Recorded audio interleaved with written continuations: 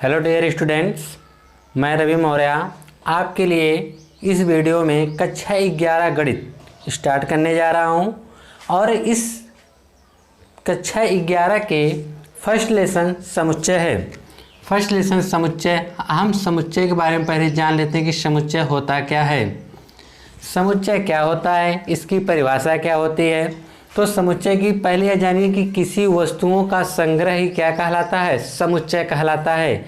लेकिन वह समुच्चय जो होना चाहिए वह किसी नियम का या किसी गुण का पालन करना चाहिए, यानी उसमें कोई न कोई एक विशिष्ट गुण होना चाहिए।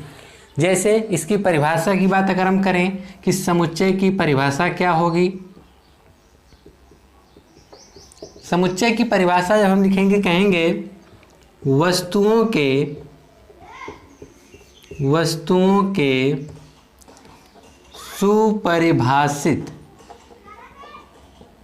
सुपरिभाषित संग्रह को समुच्चय कहते हैं। समुच्चय कहते हैं। अब हम यह जानेंगे सुपरिभाषित क्या होता है। सुपरिभाषित का मतलब होता है कि वह किसी नियम का पालन करे, वह किसी नियम का पालन करे। जैसे एग्जाम्पल के रूप में हम ले सकते हैं, लिख देंगे 2 से बड़ी व 10 से छोटी सम संख्या। अब यह देखा जाए, यहाँ पे एक नियम लगा दिया गया कि वह जो 2 से बड़ी होनी चाहिए और 10 से छोटी कौन सी संख्या, सम संख्या। तो कौन सी हो सकती है, 2 से बड़ी संख्या 4 हो सकती है, 6 हो सकती है और 8 हो सकती है। लेकिन 10 से क्या होनी चाहिए, छोटी होनी चाहिए, यानी इससे आगे हम नहीं जा सकते हैं। यह आपका कैसा समुच्चय है, सुपरिभाषित समुच्चय है। कैसा समुच्चय है, सुपरिभाषित समुच्चय है। जैसे अंग्रेजी वर्णमाला के स्वर को ले लिया जाए, अंग्रेजी वर्णमाला के स्वर का समुच्चय का जो समुच्चय होगा क्या होगा, A E I O U। यह जो स्वर है यह भी कैसा है, स्वर है। यह एक नियम का पालन कर रहा है। इसमें क्या है, नियम है कि यह वावेल है, स्वर है। तो इसको हम क्या कहेंगे, सुपरिभाषित। से हम बात करें कि सुपरिभाषित कौन सा नहीं, जिसे हम कह दें विश्व के सबसे खतरनाक जानवरों का संग्रह। विश्व के सबसे खतरनाक जानवरों का संग्रह। अब इसमें यह देखा जाए कि विश्व के सबसे खतरनाक जानवर, तो विश्व में बहुत से खतरनाक जानवर हैं, तो इसका संग्रह हम नहीं कर सकते हैं। यह सुपरिभाषित नहीं है। यह कौन से जानवर की बात कर रहे हैं, इसमें कुछ भी डिटेल पता नहीं है, इसलिए हम इसको क्या कहेंगे, यह सुपरिभाषित संग्रह नहीं है। तो अब इसके बाद हम देखेंगे कि समुच्चय को लिखने का तरीका। समुच्चय 2 प्रकार से लिखा जाता है, 2 तरह से लिखा जाता है, जिसमें इसकी 2 विधियां हैं लिखने की। कौन कौन सी, पहली विधि जो होती है उसको कहते हैं रोस्टर या सूची विधि। क्या कहते हैं, रोस्टर या सूची विधि। दूसरी विधि होती है, दूसरी विधि को कहते हैं समुच्चय निर्माण विधि। समुच्चय निर्माण विधि, यानी पहली विधि होती है सूची या रोस्टर विधि, दूसरी विधि होती है, दूसरी विधि क्या होती है, समुच्चय निर्माण विधि होती है। अब इसके बाद हम जानेंगे कि रोस्टर विधि क्या होती है। रोस्टर विधि में हम क्या कहते हैं, जो भी हमको दिया रहता है, जो भी हमको अवयव प्राप्त होते हैं, जो भी हमको वस्तुओं का संग्रह मिलता है, उसको हम सिर्फ मझले कोष्ठक में लिख देंगे, तो वह हमारा क्या कहलाएगा, रोस्टर विधि कहलाएगा। जैसे कोई चीज़ है, कोई गिनती मान लीजिए 1 2 3 4 5 ही है, अगर इसको हम मझले कोष्ठक में लिख दें 1 2 3 4 5, तो यह क्या कहलाएगा? रोस्टर विधि या सूची विधि कहलाएगा। इसमें एक चीज़ और भी हम देखते हैं कि इसमें हम एक ही अक्षर को कई बार भी लिख सकते हैं। जैसे अगर हम इसको लिख दें 1,1, 2,3, 4, 5, तो यह भी देखिए इसमें क्रम नहीं देखा जाता है कि एक अक्षर या एक वर्ड कितनी बार आ रहे हैं। और इसमें यह भी नहीं देखा जाता जैसे 2 हो गया, 3 हो गया, 1 हो गया, 4 हो गया, 5 हो गया, इसमें इनका क्रम भी नहीं देखा जाता है।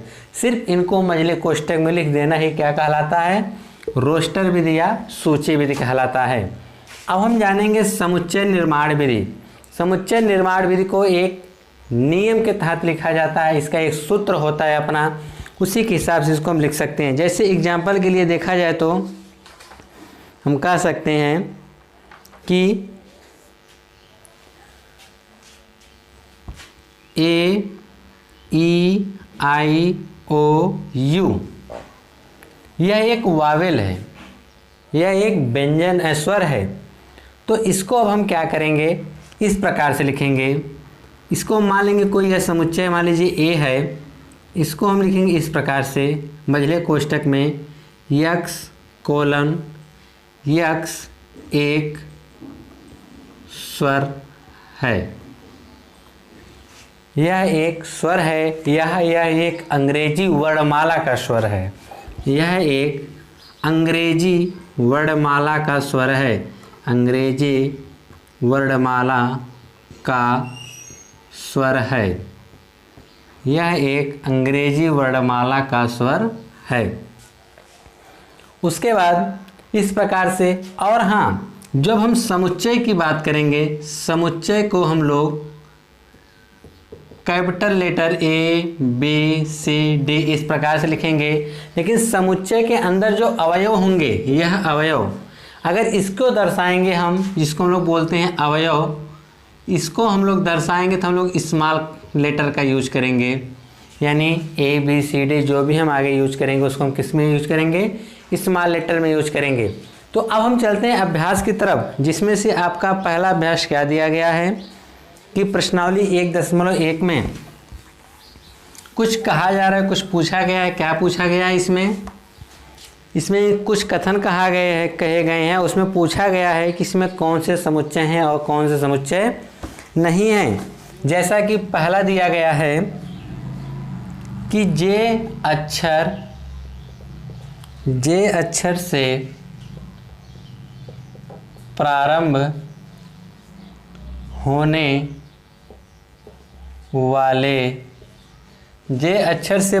होने वाले वर्ष के सभी महीनों का संग्रह। तो देखिए आपको पता होगा कि एक वर्ष में 12 महीने होते हैं, और उसमें से जब हम उसके इंग्लिश वर्ड में जाते हैं तो वह कौन कौन से ऐसे महीने जो से स्टार्ट होते हैं। जैसे आपकी जनवरी हो गई, फरवरी यब से स्टार्ट होती है, मार्च यम से, अप्रैल, मई, जून हो गया। यानी अगला क्या होगा आपका? जून होगा। फिर उसके बाद क्या होगी? जुलाई होगी। फिर अगस्त, सितंबर, अक्टूबर और नवंबर, यानी सिर्फ 3 महीने मिलेंगे, जनवरी, जून और जुलाई। तो इनका संग्रह हम निकाल सकते हैं। तो यह कैसा कहलाएगा? यह एक आपका परिभाषित यानी सुपरिभाषित समुच्चय है। इसके बाद दूसरा कहा गया है, दूसरा है भारत के 10 सबसे अधिक प्रभावशाली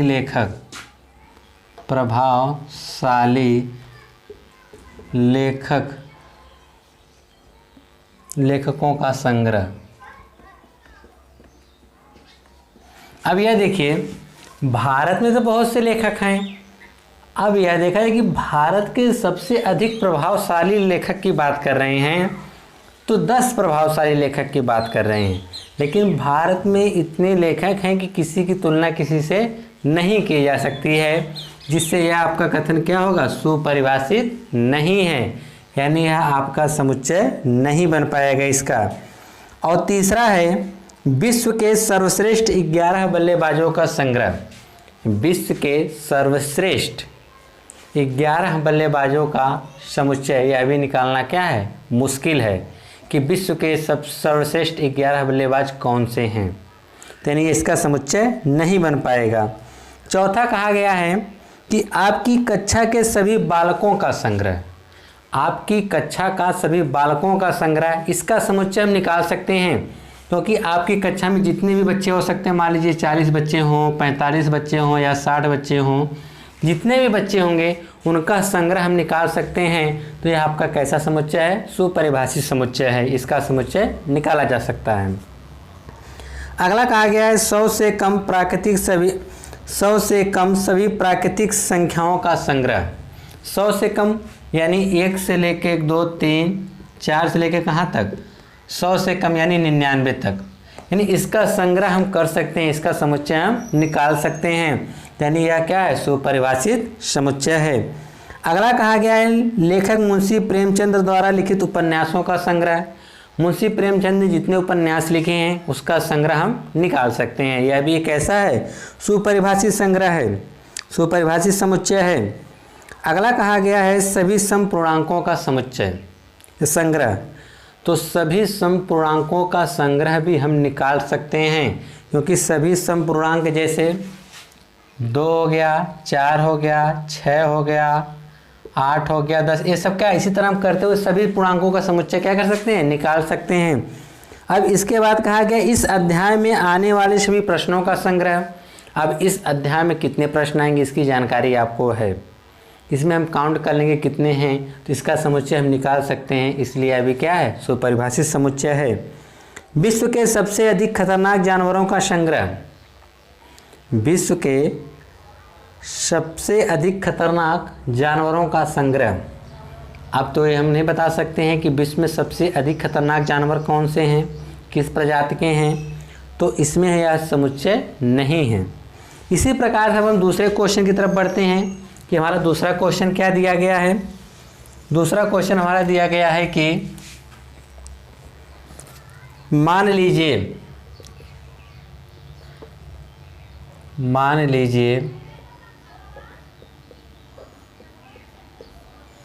क्या इन्होंने कहा है, इन्होंने कहा है कि मझले कोष्ठक में 1 2 3 4 5 6 फिर उसका मझला कोष्ठक बंद। रिक्त स्थानों में उपयुक्त चिन्ह या उपयुक्त प्रतीक, इसको देखिए पढ़ते हैं बिलोंग टू और इसको पढ़ते हैं not belong to. Belong to का मतलब कि जो भी वर्ड क्वेश्चन वर्ड करेगा उससे संबंध रखता है, जो संबंध रखेगा उनके बीच बिलोंग टू का रखेंगे और जिनके बीच उनका संबंध नहीं होगा उसको हम क्या लिखेंगे, नॉट बिलोंग टू। जैसे कि पहला में दिया गया है 5, यहाँ पर रिक्त स्थान है, फिर दिया गया है ए। पूछा जा रहा है क्या यह जो 5 है वह ए से बिलोंग करता है, तो देखिए समुच्चय ए में 5 है ना, तो इससे हम क्या कहेंगे, यह जो 5 है वह बिलोंग ए से करता है, यानी 5 बिलोंग टू ए। दूसरा हमारा क्या दिया गया क्वेश्चन कि 8 रिक्त स्थान दिया गया ए। तो अब यहाँ पे देखिए कि 8 जो है क्या इस समुच्चय ए में है, समुच्चय ए में तो 8 नहीं है, तो हम यहाँ पे क्या लिखेंगे, 8 जो इज नॉट बिलोंग टू ए, यानी 8 ए से बिलोंग नहीं करता है। तीसरा अगर हम देखा जाए तो दिया गया 0 रिक्त स्थान करके फिर ए दिया गया है, तो क्या समुच्चय ए में 0 है, नहीं है, तो हम यहाँ पे क्या लिखेंगे, is not belong to not A. अगला दिया गया है 4 क्या ए से बिलोंग करता है, तो हाँ, तो देखिए 4 ए से बिलोंग करता है, तो यहाँ पे हम बिलोंग का निशान लगा देंगे। पांचवा में क्या कहा गया है, पांचवा में कहा गया है कि 2 ए, क्या 2 जो है ए से बिलोंग करता है, तो देखिए यहाँ पर 2 है, तो यह जो 2 है ए से बिलोंग करता है, तो यहाँ पे हम किसका चिन्ह लगा देंगे, बिलोंग का। अगला है छठा क्वेश्चन, छठे में क्या दिया गया है कि 10 ए, क्या जो समुच्चय ए है वह 10 से बिलोंग करते हैं, यानी जो 10 है वह समुच्चय ए से बिलोंग करता है। तो इसमें 6 तक ही गिनतियाँ दी गई हैं, लेकिन यहाँ 10 है तो यह बिलोंग नहीं करता, इसलिए यहाँ पे हम क्या लगा देंगे कि 10 जो है वह ए से बिलोंग नहीं करता है। अब इसके बाद हम अगले वीडियो में आपको अगले प्रश्न के साथ मिलेंगे। तब तक आप इस वीडियो को देखिए और जो चीज़ आपको समझ में नहीं आती है तो कमेंट बॉक्स में ज़रूर लिखिएगा, हम उसको आपको बताने का अगले वीडियो में प्रयास ज़रूर करेंगे। अगर यह वीडियो आपको अच्छी लगी है तो इसको लाइक करिए, शेयर करिए और सब्सक्राइब जरूर करिए।